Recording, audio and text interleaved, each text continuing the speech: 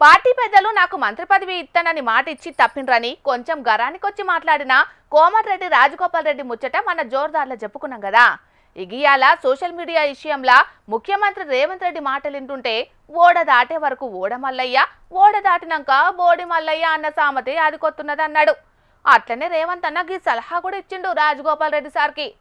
మీ భాష మార్చుకొని, మీ హవభావాలు మార్చుకొని తక్కువ మాట్లాడి మంత్రివర్గంలో ఇంకా చాలా అందరికి మాట్లాడే అవకాశం ఇచ్చి మేధావులతో డిస్కస్ చేసి రాబోయే రోజుల్లో ఒక మంచి ప్రశాంతమైన వాతావరణంలో, అంటే దాన్ని ఏమంటారంటే ఒక కూల్ మైండ్ తోటి, ఆవేశం అక్కర్లేదు.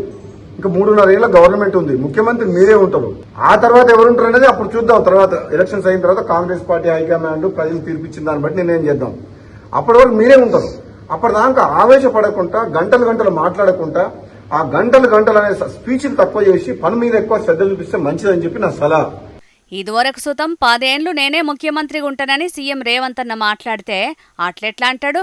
అది కాంగ్రెస్ పార్టీ అధిష్టానం ప్రజల ఆశీర్వాదం ఉంటేనే అయితదన్నట్టు మాట్లాడిండు. ఇక ఇయ్యాల సుతం ఇంకో 3.5 ఏండ్లు సీఎంగా రేవంత్ రెడ్డే ఉంటాడు. అటెన్క ఎవరుంటారనేది ప్రజలు పార్టీ నిర్ణయిస్తుంది. కానీ ఈ 3.5 ఏండ్లు మాత్రం మాటలు తక్కువ మాట్లాడి పనులు ఎక్కువ చేయాలి అని సలహా కూడా ఇచ్చిండు. ఇక ఇట్లా మాట్లాడితే మంత్రి పదవి రాలేదు కాబట్టే ఇట్లా మాట్లాడుతున్నాడని కొంతమంది అంటున్నారు. కానీ నేను టీఆర్ఎస్ లోకి పోతానంటే కేసీఆర్ ఎప్పుడో మంత్రి పదవి ఇచ్చేవాడు.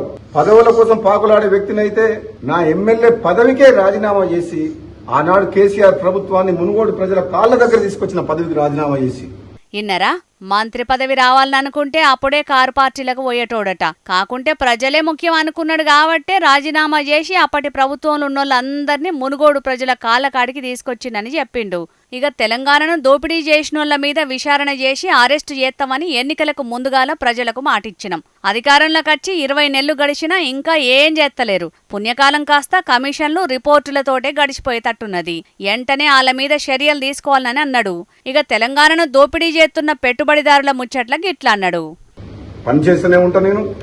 అందులో పనిచేసే ప్రతి ఒక్కరు కూడా నా సపోర్ట్ ఉంటుంది. మీడియా, ముఖ్యంగా డిజిటల్ మీడియా సోదరులు ఈరోజు కలిసి ధన్యవాదాలు చెప్తానికి వచ్చారు కాబట్టి వాళ్ళకు కూడా మరొకసారి నేను ధైర్యంగా మీరు ముందుకెళ్ళండి. నిన్న ఢిల్లీలో మంత్రి వెంకటరెడ్డి మాట్లాడుతూ మా తమ్ముడికి మంత్రి పదవి గురించి నాకు తెలియదు, నాతో చర్చించలేదని చెప్తున్నాను. ఎవరెవరు ఏం చేస్తున్నారు, కాంట్రాక్టులు ఎవరికి దక్కుతున్నాయి, ఏం కథ అనే వివరాలన్నీ ఉన్నాయట. టైం వచ్చినప్పుడు అన్నిటినీ బయట పెడతా అని చెప్పుకొచ్చిండు Rajagopal Reddy sir.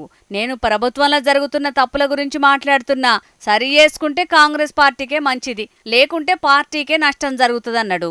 Social media జర్నలిస్టులకు మద్దతుగా మాట్లాడినందుకు ఇవాళ వాళ్ళంతా పోయి రాజగోపాల్ రెడ్డి సార్ను కలిస్తే ముఖ్యమంత్రి కాదు సోషల్ మీడియా జర్నలిస్టులను కూడా అందరూ గౌరవించాలని సలహా ఇచ్చిండు. మరిగా రాజగోపాల్ ఇచ్చిన సలహాలు తీసుకుని రేవంత్ అన్న ప్రతిపక్షాల మీద ఈర్స్కవాడు బంధు పెట్టి పాలన మీద శ్రద్ధ పెడతాడో ఏం కథనో చూడాలి మరి.